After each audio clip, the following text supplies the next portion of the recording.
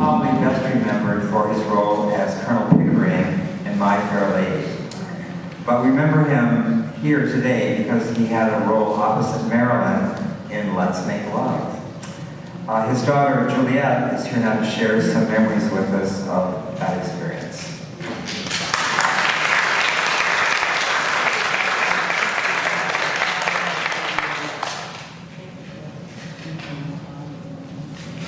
Hello. Good afternoon. How is everybody today? Good. Thank you. Sorry, but I was late. But better late than never, right? Right. That's what I always say. Good. Well, anyhow, my name is Juliet, and my father was Juliet Hyde-White, English actor, and his first movie out here in Hollywood was with Marilyn Monroe called Let's Make Love, and that came out in 1960. I was born in 1960, so I kind of wasn't around, but I remember my father speaking of Marilyn in the most fondest way, and he really was honored to work with her and to be with her and meet her, and he absolutely adored her, and her kindness just came out, and it didn't matter. I mean, she was maybe a little eccentric, but in a good way. Like, to me, there's good eccentric. And it didn't matter as far as my dad was concerned, you know, when people would say things running late or there's problems, whatever, you know, they want to say, but my father never, ever, ever, ever spoke at her, never had any stories like that about her, and they worked together on this movie for a while. So, you know, I feel that they both were kindreds in the sense that both perhaps empaths, kind, and she was drawn to him in some way. And I was here last year, by the way, which was an honor for me, but I did bring my father, this is my father, and Marilyn, of course. Now, this is a birthday cake. So this was the last day of filming on the film, Let's Make Love, and it happened to be my father's birthday. And as a surprise, unbeknownst to my father, Marilyn had arranged for the set decorators to draw like a cartoon-ish character, and I actually have a better one here. I've done sort of like a little collage thing. You can see maybe up close better afterwards, but it basically was this framed artwork, and that was my father, and it was a funny gesture, and everybody signed it, the whole crew, everybody that worked on the show, she signed it, and with the most loving, her signature is here right behind his neck with an arrow pointing, kisses and hugs, and then she signed it, and that just tells me everything. And my father had it hanging in his bedroom for years, and just loved it. And so, you know, as a kid growing up, he did speak about her, and I did know about her, and I did know that he loved her and adored her, and was just very, very sad when she passed. But that was the only movie they ever made, and it was, I think it was, you know, a precious time for both of them. And for me, it's a precious time to be able to speak of these moments and the real moments, you know, of Hollywood, like old Hollywood, which I miss very much. But I think that's probably about all I need to say. Thank you so much. He's come all the way from Woodland Hills today to be with us. And he is the son of David O. Selznick, who of course has gone with the wind fame along with many, many other major productions. So it's my great pleasure to introduce to you now a man who I think is very lucky that he grew up in a household of people that were so influential they were able to invite Marilyn to come and visit at their home, and I'd let him tell all that now. Daniel Selznick.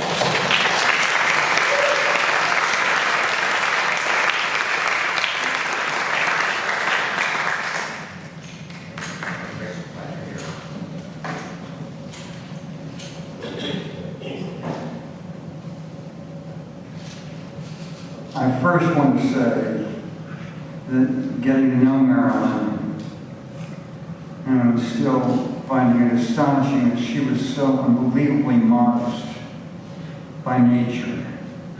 And I think it was some very positive instinct in her that as protection against, obviously she was ambitious and she was thrilled to have the career she had, but there was another part of her that just wanted to stay, not quite invisible, but not really noticed. And I realized this when, after graduating from college and studying acting simultaneously with Lee Strasberg and Still Adler. And I saw this woman with a white scarf sitting next to me in class very quietly. And I didn't really pay any attention to her. She didn't have much makeup on. And Lee would bring 4 students at a time onto the stage to do sense memory exercises. And when this young woman sitting next to me went onto the stage, she took off her scarf. And I sort of shook my head. I said, couldn't be Marilyn Monroe, could it? I mean, I just thought Marilyn Monroe was already a very big star. And I thought, well, why on earth would she be studying acting? You know, in the 1960s, after 10 or 12 years of being a film star in Hollywood. Well, it turned out she, you know, as I got to know her, I mean, she started to say, well, Danny, can we just go out for a cup of coffee somewhere in 8th Avenue?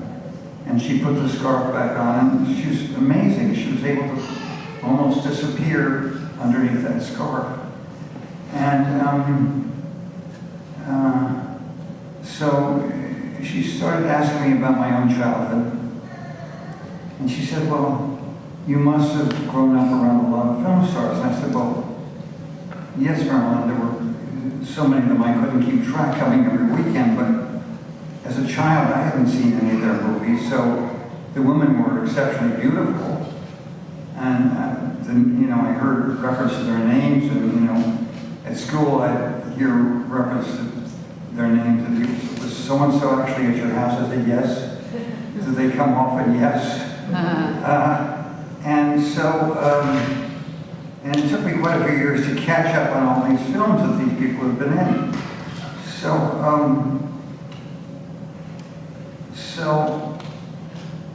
So I finally got a chance to ask her, and I said, you know, why are you studying acting now? And she said, well, I keep getting these comedy roles, Danny, and I want to be a serious actress. And I said, well, that's wonderful. And everybody who knows everything about her life knows that she dreamed of being cast as Grushenka in a film with the Brothers Karamazov. And I'm sure it was devastating to her when Maria Schell was cast in the film and not she.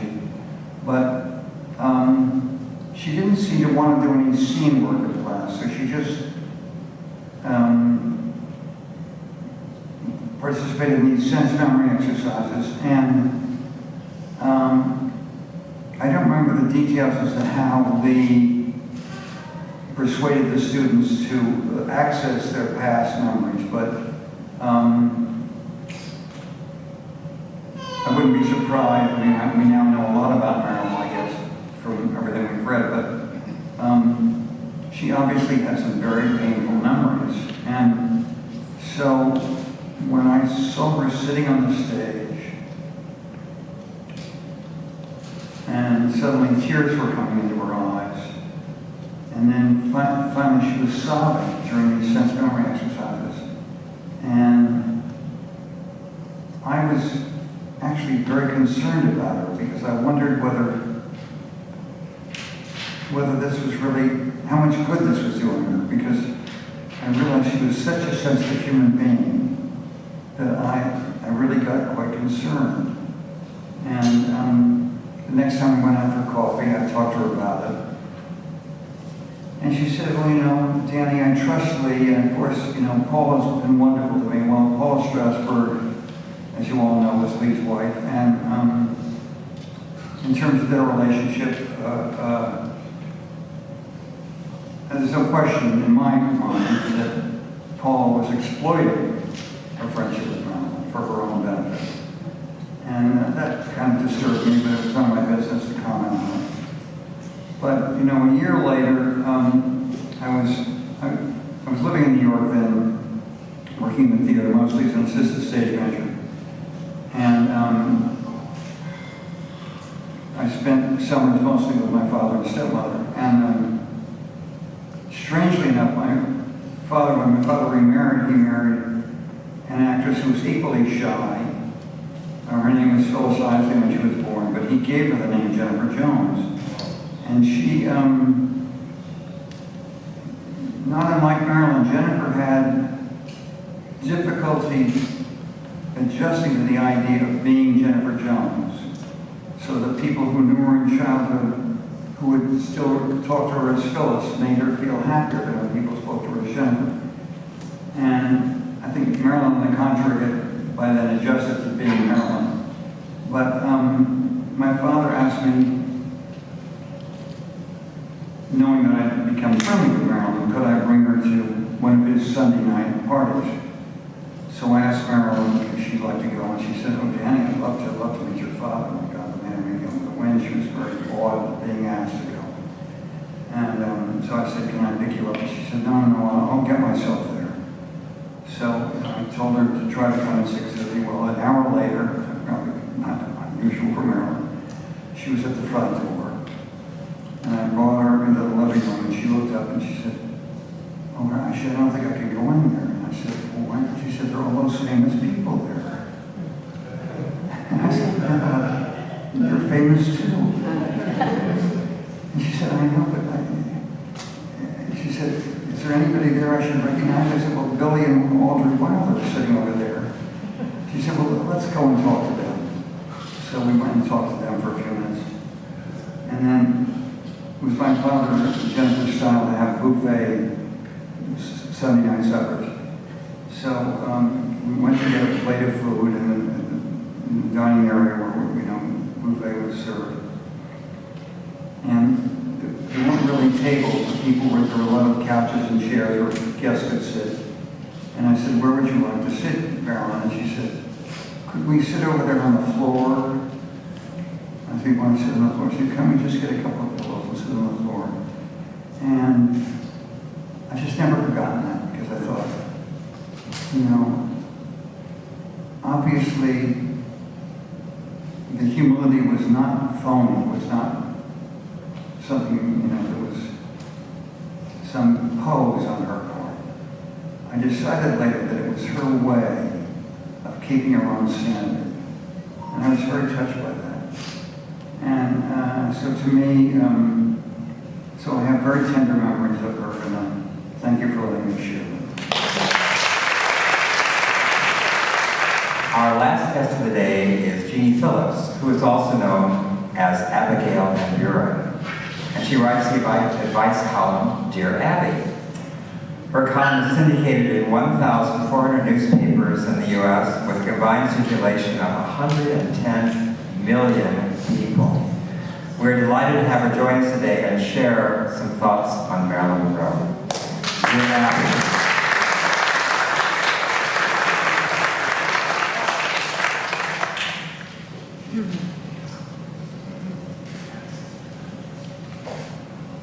Have listened to all the wonderful speakers today. I wondered what the hell I'm doing here. Greg, I can't thank you enough for inviting me. This has been a most enlightening and joyous experience for me. How did Marilyn Monroe affect my life? Well, growing up, I wanted to be Marilyn Monroe. I think everybody, every girl at that point really wanted to be the most beautiful woman in the world. what I saw in Marilyn Monroe